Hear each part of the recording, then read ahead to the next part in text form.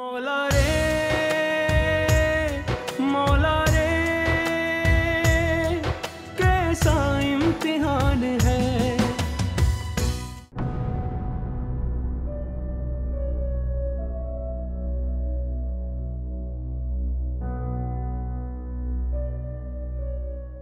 मेरे खुदाया, ये तुमने क्या कर दिया फैसल? क्या जवाब दूंगी मैं उन्हें?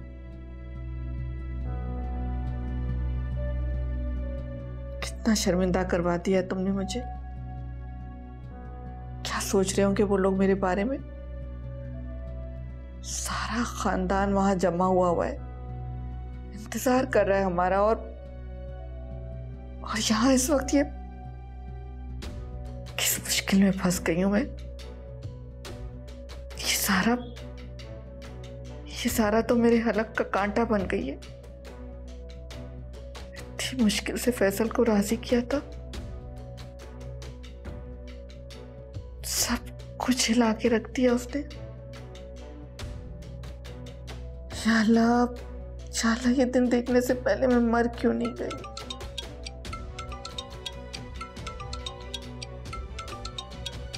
फिर से अर्चना का फोन आ रहा है।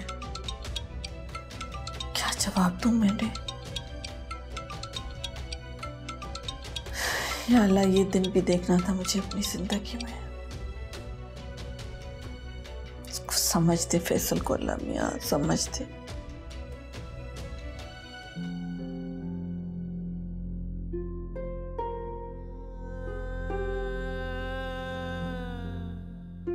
हामिद, मेरा ख्याल है तुम्हारी तबीयत ठीक नहीं है, हमें पहले हॉस्पिटल चलना चाहिए।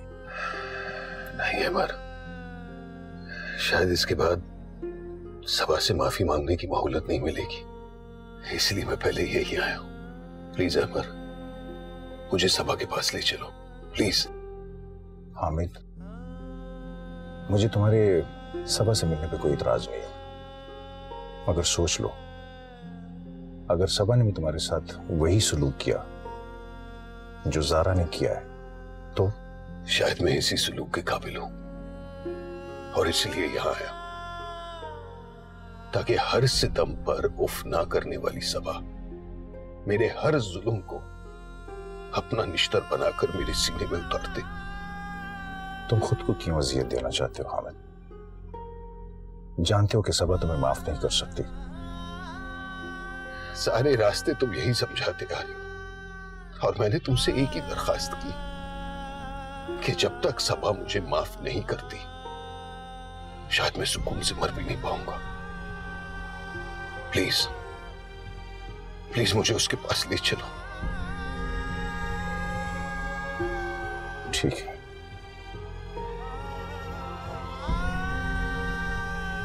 आओ चलते हैं, मगर जरा संभल के प्लीज।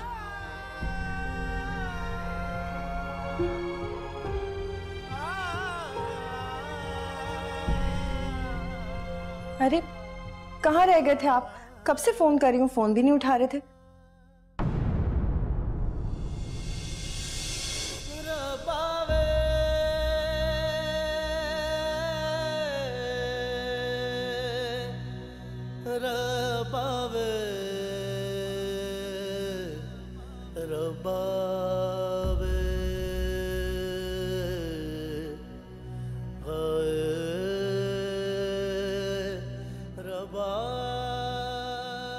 क्यों लेकर आए हैं आप इनको यहाँ?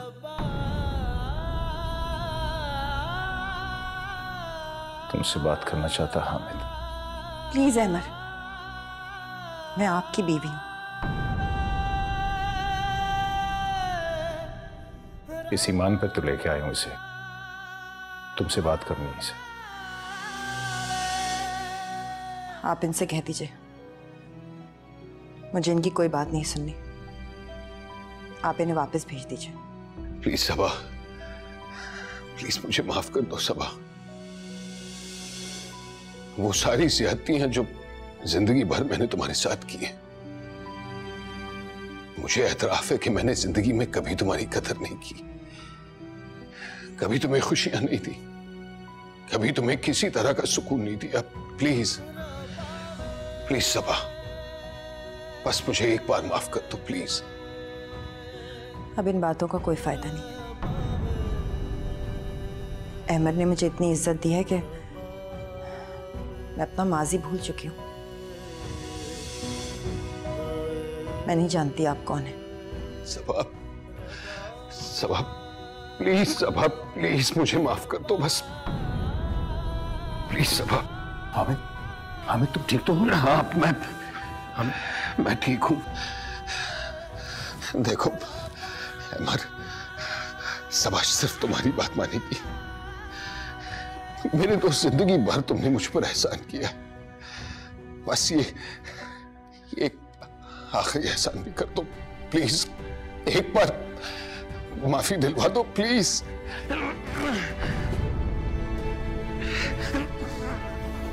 मैं डॉक्टर को फोन कर। मेरे पास ज्यादा वक्त नहीं है, पर प्लीज जिद मत करो, बस एक बार माफी दिलवा दो प्लीज।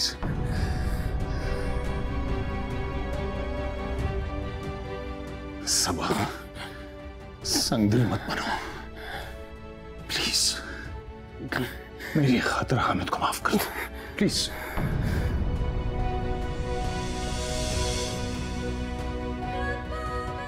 आप इनसे कह दीजिए मैंने इन्हें माफ किया।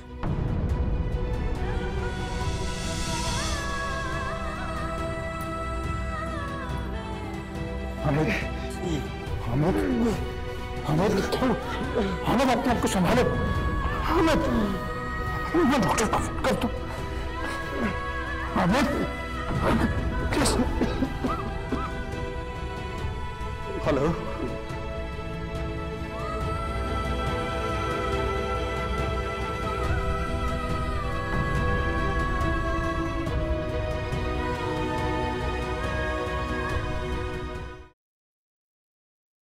प्लीज अम्मी मान जाए ना, जिद छोड़ दें।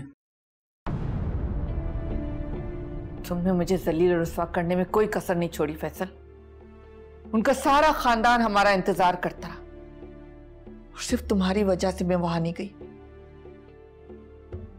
आज जितनी शर्मिंदगी मुझे उठानी पड़ी है, जिंदगी में पहले कभी नहीं उठाई। अब तुम ही मुझे बताओ मैं उन्हें क्या जवाब दूं? आप उन लोगों को जवाब दे दें, क्योंकि मैं अब पीछे मुड़कर नहीं देखना चाहता।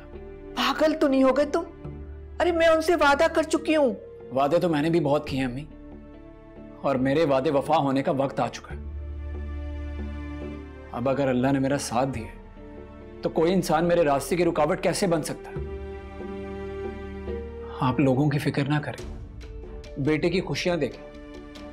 आप मुझे कहती थी ना कि एक शादीशुदा लड़की के पीछे भाग रहे हो तुम। अब वो शादीशुदा नहीं रही, तलाक हो गई है उसे। तो क्या चाहते हो तुम? एक तलाक याफ्ता लड़की से मैं अपने बेटे की शादी करवा दूं?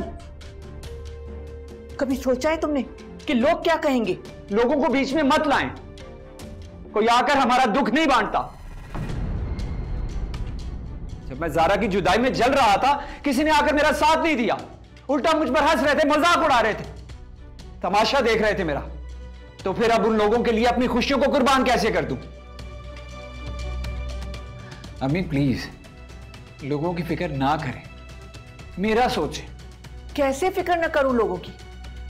हम इस माशरे में रहते हैं, लोगों के दरमियान में रहते हैं। हम अपना हर फैसला सोच समझकर इसीलिए करते हैं कि माशरे में और लोगों के दरमियान सर उठाकर चल सकें। तुम क्या चाहते हो? तुम्हारी मां का सर हमेशा के लिए झुक जाए? नहीं अम्मी, मैं बिल्कुल भी ऐसा नहीं चाहता। आप सर झुकाकर नहीं, सर उठाकर चलेंगी, और लोग आपकी मिसाल देंगे कि देखो ये है वो औरत जिसने अपने बेटे की खुशियों के लिए लोगों की परवाह नहीं की। अम्मी आपका बेटा खुश रहेगा तो आपका एहसानमंद रहेगा सारी जिंदगी। अम्मी आपकी इजाजत के बगैर मैं कुछ नहीं करना चाहता। सो प्लीज अम्मी, खुदा के लिए अपने फैसले को बदल दें। लोगों की नहीं सोचें, बल्कि इस घर की अपने बेटे की खुशियों का सोचें। मैं इस वक्त कुछ सोचना नहीं चाहती। सोचना अब तुम्हें, मां या ज़ारा।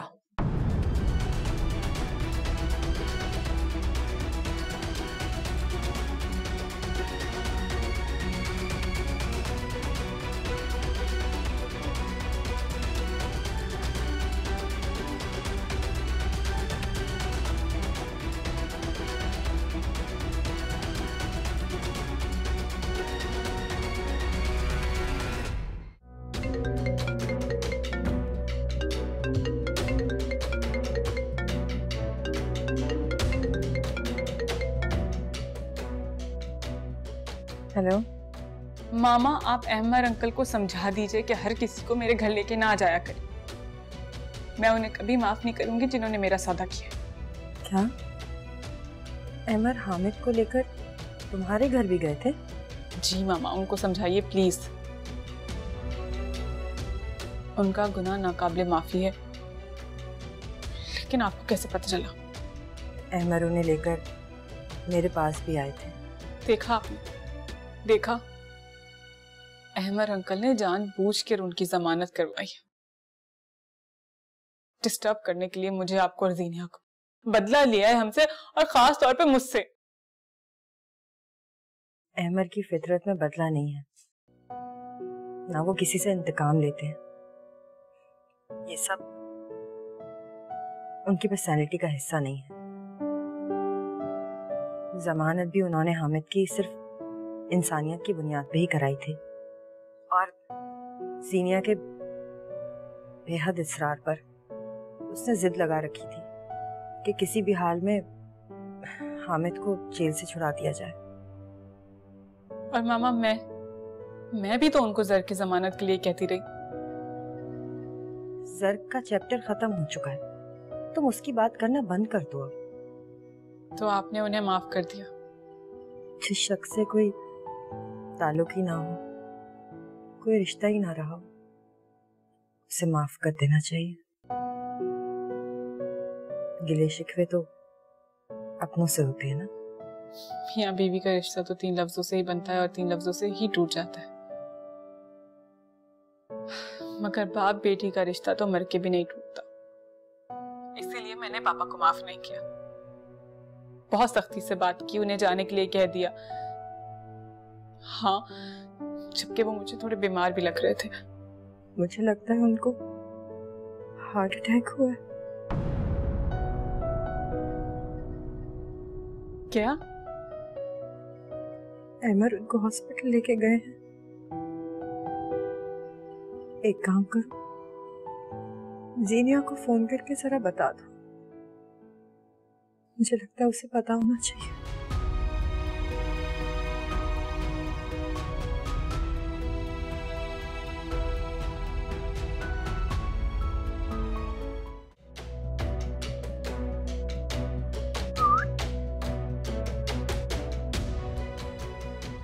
शुक्र है तुम्हारे चेहरे पर भी मुस्कुराहट देख रहा हूँ। ये मुस्कुराहट तुम्हारे लिए नहीं है। जाहिर है दो बाप जो मिल गए हैं तुम्हें। बकवास मत करो, मेरा एक ही बाप है। मैंने उनको बुलाया, अब हम साथ ही रहेंगे। हाँ, इसका मतलब है इस घर से जाने का इरादा मुलतवी कर दिया तुमने। अब पापा मेरे साथ रहेंगे, मगर हम तुम्हारे घर में नहीं रहेंगे, समझे? बहुत घर है मूसा खान के पास, रख लेगा हमें। यानी तुम्हारे पापा तुम्हारी कीमत वसूल करना चाहते हैं मूसा खान से? हाँ तो क्या हुआ, मैं तो खुशी खुशी मूसा खान के हाथ बिकने को तैयार हूँ। कम से कम वो गैरतमंद तो है ना।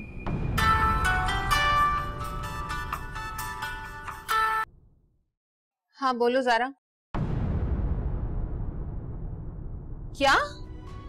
कैसे? कहाँ है वो? हाँ ठीक है। क्या हुआ? चुप करो तुम।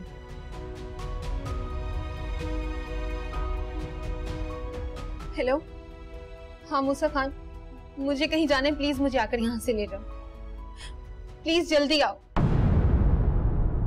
ये क्या कर रही हो तुम? मेरे पापा को हार्ट अटैक हुआ है, हॉस्पिटल जा रही हूँ मैं। ठीक है, मैं चलता हूँ साथ। मुझे तुम्हारी किसी किस्म की हेल्प की जरूरत नहीं है। हटो मेरे रास्ते से। ज़ीनिया!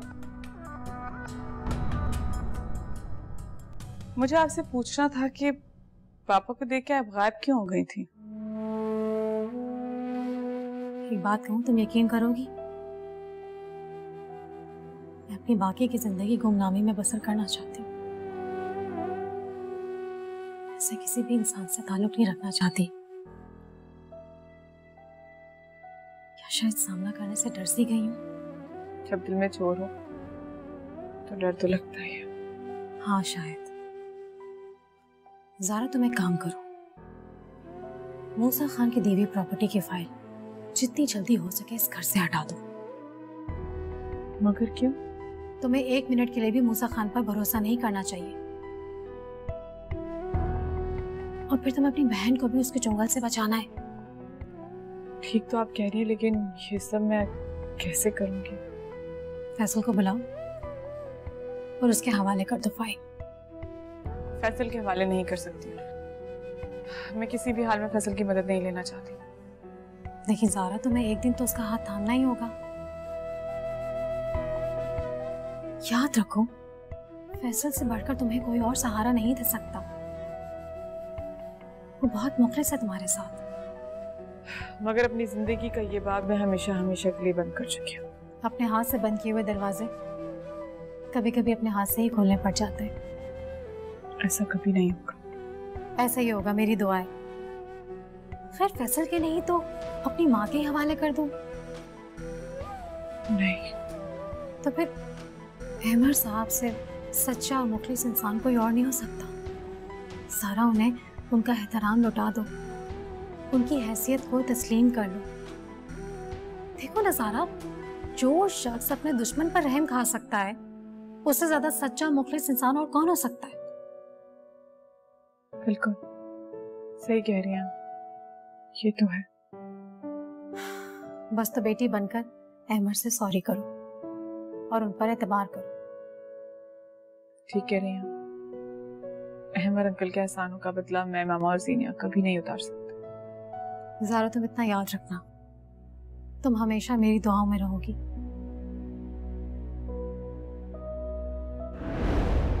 बस अब मैं थोड़ी देर में चली जाऊंगी।